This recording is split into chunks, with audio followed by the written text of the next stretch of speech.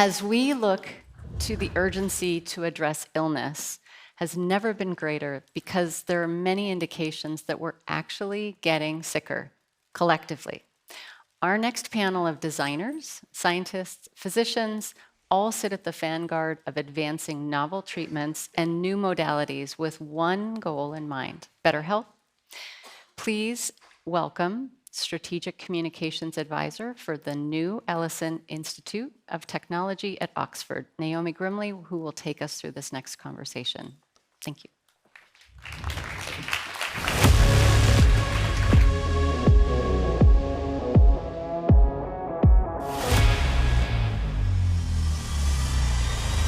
Philips is interesting in that our key differentiators as a company are innovation, particularly around the area of large language models and AI.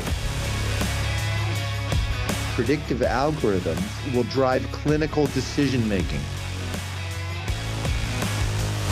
I think how am I really improving the lives of the people who work and live here? I think that's the united theme, whether you're a small city or a big city.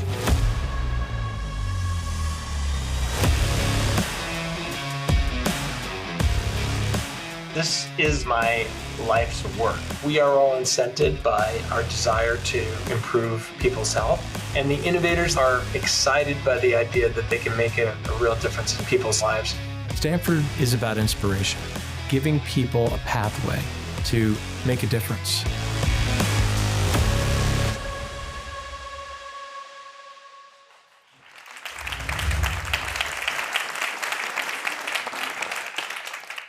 Excellent. It's great to be here. And in the next 20 minutes, we're going to be talking about better health through innovation and design. And we're going to start by talking about collaboration, which was a theme we heard earlier from Tony Blair. Josh, you're a university professor. Can you teach collaboration? I think you can. You can model it and create a framework where you get diverse input. And most importantly, teach people on how to listen, especially to the needs that patients have, especially in healthcare. Yeah, absolutely. And Peter, I saw recently in the FT, you actually brought some adolescents into your labs in the Netherlands. What was that about? What was the collaborative If process? you're going to work backwards from the customer, the only way to do that is to be directly in the floor. And that's the patients, that's the clinicians, et cetera. And so we do this thing called co-creation, where we discover, really understand what the needs are, and then we visualize those solutions. And then we ideate and we create prototypes, and then we build them together actually with our customers. So the only way to work backwards is to start by truly understanding the needs. And that also really helps the relationship so that we know we're working on the right, most important problems. Josh, you're nodding. Good. Oh, yeah, of course. I mean, that's the foundation of biodesign that we teach at Stanford in my program. Needs-based innovation is where it's at. You've got an embedding with the customers, in this case, patients, understanding what they go through, understanding what the caregivers go through directly, because rarely are they able to articulate for themselves what their problems are. Often you have to observe it, and you realize how efficient and how many opportunities there are to improve healthcare that way. Kristen, you've got a different kind of collaboration because you're trying to foster an ecosystem. So you're trying to get people on side from the NHS, from the local university, and from business. I mean, how do you do that when everyone's in it for a different reason? Well, I think, first of all, they're not in it for a different reason. They're in it to improve health, which is what unites everyone in it, which makes it slightly easier. But I also think it's also more crucial than it's ever been. Since I trained as a doctor, we have been able to do miracles in health. We've had the recent treatment of children who were born genetically deaf, who are now through genetic modeling can hear, and we're going to see equal miracles coming in the future. But the challenge being that they're not all going to come through the healthcare system. So unless the healthcare system learns to collaborate better with industry, particularly the technology industry, the supply chain industry, maths, engineering, it's not going to happen. And we already know health is behind in those areas. And how are they going to not just buy things from these people, but collaborate to co-design them? And that's going to be absolutely crucial.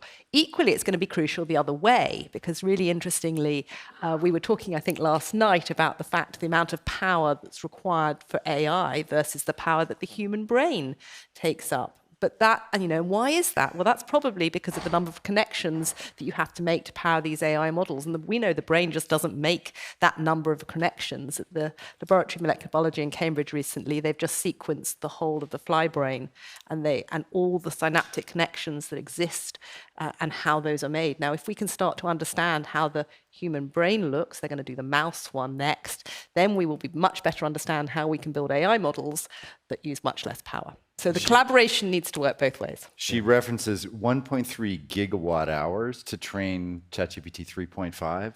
That's enough power to power 400 homes here in London. And the human brain, anybody know how much power the human brain consumes? Tell us. 20 watts. It's amazingly efficient. So we need the collaboration. We need the collaboration. Well, that brings us on. You mentioned generative AI.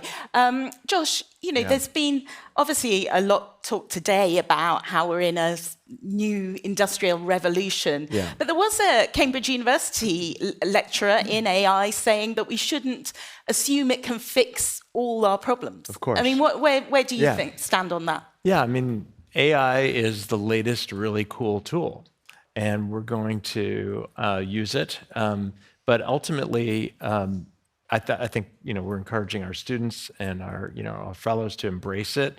It's a tool just like any other tool. It's like word processing or the internet.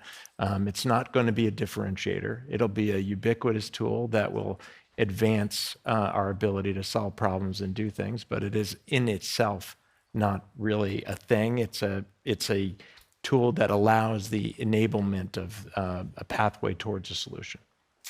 Peter, I've seen various sort of tech bros in California saying you still need creatives, which I love it when people say that, because I did history at university and not science, and I always feel inadequate when I'm hanging out with STEM experts. So what's your sort of feeling on creativity? We're still going to need those human light bulb moments, aren't we? I mean, for Philips, there's 3 big changes. The first is that ChatGPT broke design, because all of a sudden, instead of the direct manipulation model of touching things in your phone, we're trying to put chat and voice interfaces into everything. And there are some great opportunities there, including really mundane things like fixing search, et cetera. But the tool landscape for designers has radically changed. We use it every day, whether we're using Firefly or Viscom or Runway. A lot of these tools that allow us to visualize tools or ideas, both summarizing research and also doing pictures. But then the second thing that's changing is insights and prediction. Because in hospital patient monitoring, we have so much data, we can predict that a patient might become hemodynamically unstable in 4 hours. And what that means is that those large language models, based on that data, with that prediction, means that you can make a recommendation on how to prevent that from happening in the first place. That's a radical transformation. Like, predictive medicine is a really big deal. And then the third thing is that it becomes personalized, like at the cohort level, maybe when we have issues of privacy, et cetera. But eventually, it'll be at the personal level, like at your history, your DNA. And from a logistics point of view, as it relates to this conference, you imagine that the ability to deliver, as like a relay we learned from Nicole today, that you may be shipping customized medicine to a patient in a really short period of time. That's a whole new world. But Kristen, the key thing with AI is you're only as good as the data you put in. Isn't that right? It is, and it's one of the biggest challenges of AI in healthcare is that the data is not as high quality in other industries? And therefore, how do we both, as Hamid was referring to, get really good generalized data that is high quality to train models on? And then how do we make sure that the data that maybe is personal to you is kept secure, and then you can apply those models to that data? So it's about actually having the right data. But AI is going to help with that, because AI can do a lot of the cleaning and processing of whether we've still got hospitals in my region that are using paper-based records and things like that, but that can be harmonized. But it's not just about healthcare data. Interestingly enough, in that prediction factor and also in the personalization, it's going to be as much about, how do you like to exercise? Do you prefer to run or swim? Where did you go to school? What's going to work for you? How is it going to help you? How are you going to keep your blood pressure down? What's really going to motivate you to take those prevention steps? And your treatment will not just be personalized based on your genetics, but where do you want to receive it, etc. So it's not just about the healthcare data we have to think about harmonizing if we want to get into these predictions and personalizations that you and then Hamid were referring to. It's about the other data that we've got on you, which will mean whether those healthcare aspects are effective. I mean, one of the things that we do now is we just treat everybody pretty much as the same. And we know there's not just because of the genetics, but other things. And it's, interestingly enough, probably going to be that we're going to be able to stop treating somebody. I mean, that's what we're starting to find. We've been doing whole genome sequencing on breast cancer patients. And because of that, we've been able to not give follow-up chemo to 40% of women. Now that's an amazing thing. But they don't need it. But we didn't know that before. So there's a lot coming in that prediction and personalization space. But I'd also like to make a plan again to this audience. There needs to be a lot coming in the automation space, because our healthcare industries will come onto this, are just so inefficient in how they manage patients through the systems. And we need to, if we want to have sustainable healthcare systems, we're going to have to automate with both AI and the robotics we've heard about. Of course, AI also has this issue of hallucinating and making stuff up. So it still needs, at least at its current state, it needs a lot of oversight. It isn't, we can't really let these models do all the thinking for us. So your job is secure. So what else is sort of exciting you in this sphere at the moment? Let's leave aside AI, we just talked about that. But what else, as a leader, you're teaching your students, what else sort of makes you jump out of bed in the morning and think, 20 years ago, we didn't have this? I mean, we are still at a point in healthcare where there is just still so much to do. There's so many problems, so much inefficiency, so much suffering, so many patients that are not really being well treated. And that is a constant source of inspiration for me and for our fellows and our students. I mean, we send, like Peter does, send people into the OR, into the clinic, and fresh with different diverse backgrounds all the time. And every single year they come back with hundreds of opportunities to make an improvement. And so the things that get me excited is when we finally match that need with a solution that actually really addresses it well, and it turns into a real change. And I've had the opportunity to see that a number of times. It's really incredibly gratifying. But the good news for the healthcare innovators out there is there's still a lot to do and some great opportunity in your careers to make a big difference. Yeah, Peter, why is it such an exciting time to be in healthcare? Because you've worked for other companies like Nokia, so you've been in the mobile phone business. But what makes healthcare at the moment so exciting? For me, I think it gets to what motivates ambitious and creative people. Like, what motivates ambitious and creative people is purpose, that what you do matters. And if it's transcendent purpose, like better care for more people, that's like the foundation of ESG for Philips, it really drives you being there. And the second is mastery. What motivates everybody in this room? It's being addicted to learning. And right now, because of some of these technology shifts, it's a radical time to learn and take advantage of these tools. And then the last thing that motivates, from the Dan Pink, lens, is autonomy. And that, like as Hamid talked about when he was talking about his leadership and how he empowers people at Prologis, like that's an example of autonomy where you're the CEO of your own area. And that is like one of the greatest drivers, I think, for people that make a difference. Kristen, obviously we got the NHS has huge waiting lists. There's often bad staff morale. I mean, how do you get people sort of enthusiastic about what's happening in healthcare at the moment? I think people enter healthcare because they're enthusiastic about making that difference, and there's still huge opportunity. So I think there's huge opportunity to learn and discover more. So people like that. The breakthroughs coming through. I mentioned the brain earlier on. We still don't know much about the brain. The reason a lot of the dementia trials have failed is actually because dementia is probably 20 different diseases, not one, and we're trying it in the wrong areas. So people want to crack those insolvable problems, and there's still a lot of them in healthcare, a bit like we're going to hear about Bear Gillis exploring. There's a lot of frontiers to explore, so that's exciting. I think, as you say, though, a lot of them walk into work and think about many ways that things could be better. And so what we need to do is create the environments where they can make those changes and they feel that they're empowered and autonomous to make those changes so that we improve it. And this is obviously a conference first and foremost about logistics. What have we learned in the last 5 years? It's nearly 5 years since the COVID pandemic hit us. What have we learned that prepares us for other global shocks? Because, of course, we are in a very unpredictable time, as we know from the headlines this morning. Absolutely. Well, I hope we've learned. I hope we've learned how important the supply chain is, and sourcing. I mean, look, there's a tremendous need to reduce the cost of healthcare, improve efficiency, and the only way we're going to do that is with more efficient supply chains. And I think we've seen just even in the post-pandemic era, how supply chain has factored massively in pricing and in access for patients.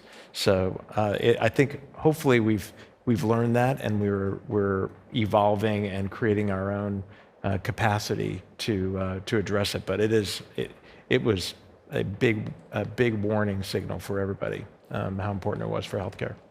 And Peter, I mean, Philips' supply chains must be key to keeping everything running on time, and I think the answer for us is you have to start at the beginning.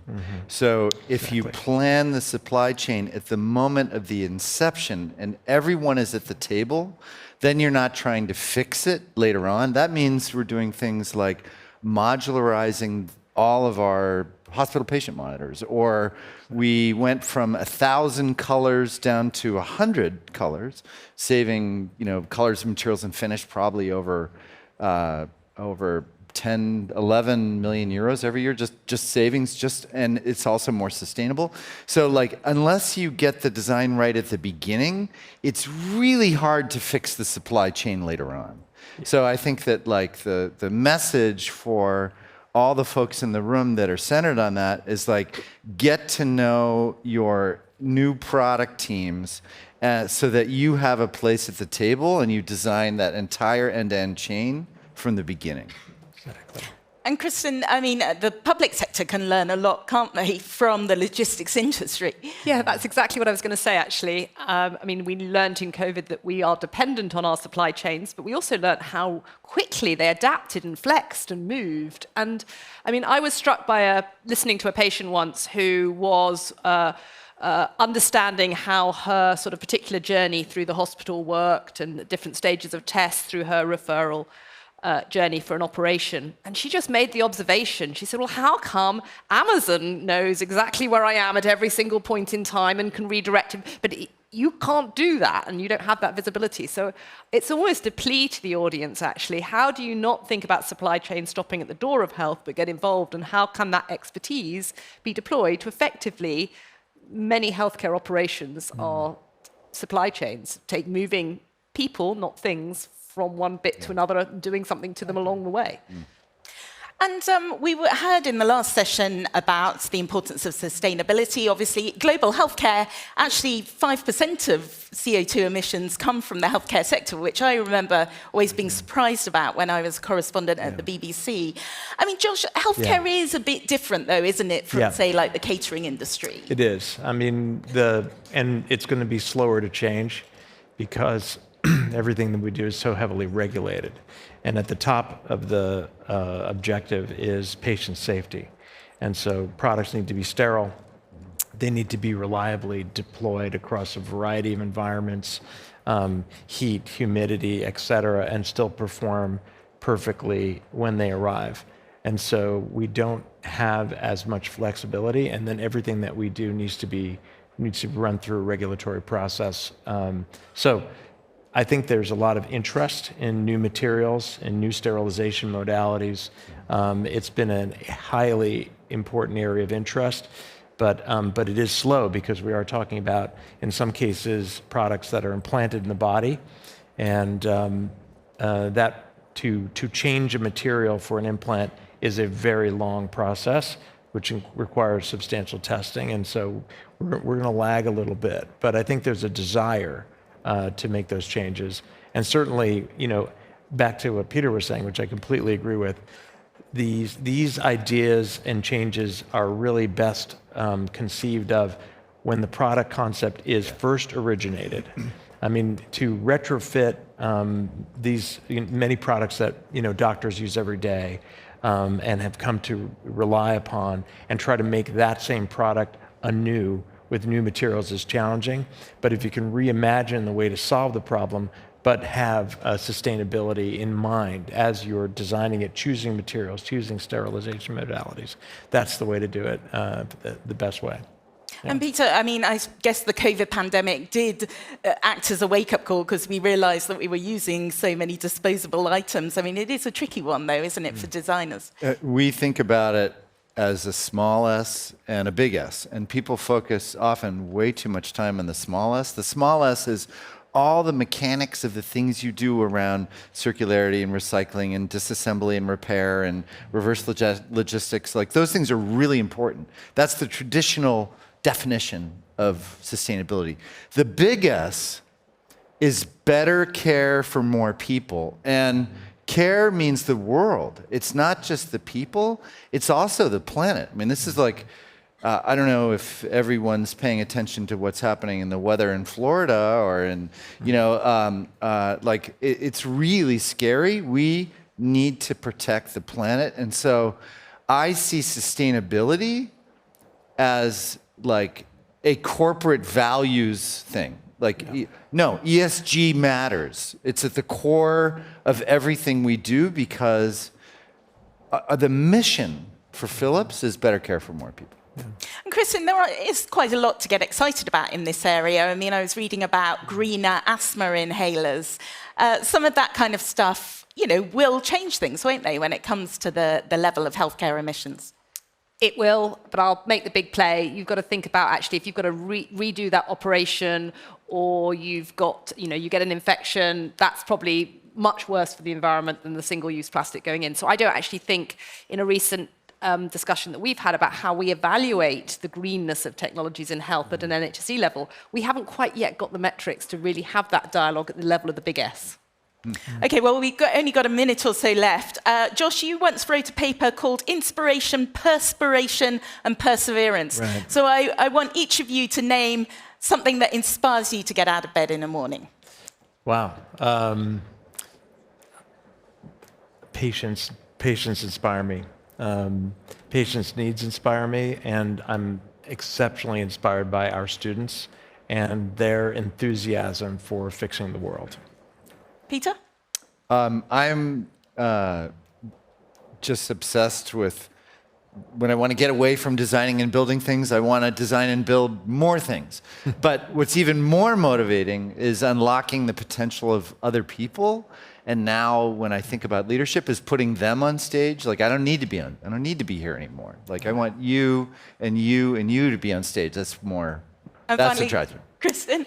I think it's the huge opportunity and the huge problems that in health that we've all identified that can be solved through both innovation and collaboration. And I'm really lucky to do it in a place like Cambridge, where it has solved a large number of the world's problems in the past. And I look forward to it contributing to doing the same going forward.